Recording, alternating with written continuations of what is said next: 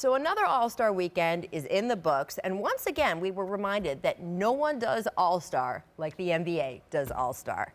This is partly just because the NBA's impact on culture at large is just so big, and partly because the NBA is so much more of an individual, celebrity-driven league. Get a bunch of pro baseball players together, and you have a room full of baseball players. Get a bunch of basketball players together, and you have the pages of Us Weekly. So by definition, Charlotte 2019 was a success, even if it will in part be remembered for a man failing to fully jump over a cardboard airplane. Personally, though, I was just happy that last night the actual All-Star game started off much more smoothly than last year. Remember back in Los Angeles, those painful Kevin Hart player intros? It was not good. This year, we got Meek Mill, which was not only an upgrade entertainment-wise, but also said something really important about the NBA and its continuing willingness to touch big social issues. Here you have an artist who has become synonymous with the need for criminal justice reform, and less than a year after his release from prison, the NBA puts him front and center on one of its biggest nights.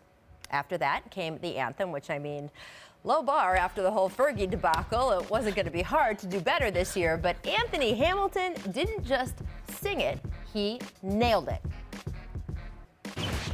And the home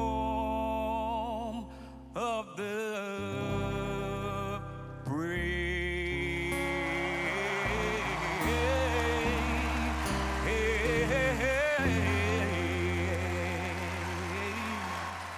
As it should be. Now, I must say it wasn't all roses as the game itself actually started. If you're watching on TV, you had to suffer through some weird camera angle experiment that felt like you were looking down on the game from the top of a roller coaster or something. And if you were in the arena, it was just weirdly lifeless. As our Bleacher Report friend Howard Beck noted, it was so quiet you could almost hear the players tampering between baskets.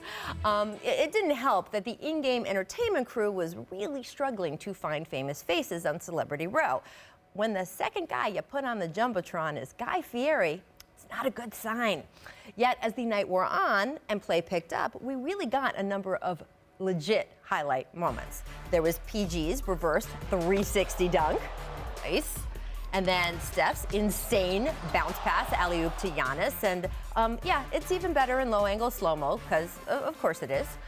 Not to be outdone, LeBron and Dwayne Wade reunited, maybe for the last time as NBA players, combined for a big alley-oop revival of their own. And yeah, you could tell that Wade wanted to recreate that famous photo of the two of them, even though that wasn't alley-oop. But upon landing, he pretty much pulled it off, right? I think pretty good. This little move from Kyrie to LeBron brought back some memories of its own. And we also had Clay checking Steph on a three to hilarious effect. Steph would later say he was extra proud of the way he sold the foul. Oh, and then there was this from Paul George on James Harden. When I come back in my basketball life, I want the body and the skill as Paul George knocks down another three. Who was guard me? James. What move I do? Yeah. Hit him with his. It's always fun. I had to just give him a little dose of his medicine. I got that in my package too, so ain't no travels over here. Yeah. 2 steps.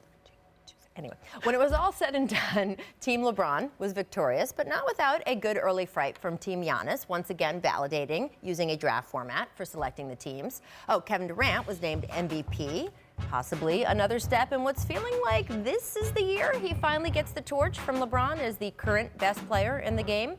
And as evidenced when one Michael Jeffrey Jordan took the court to ceremoniously hand off the game ball, the NBA proved again, no one does stars like they do, whether it's this past weekend or all season long.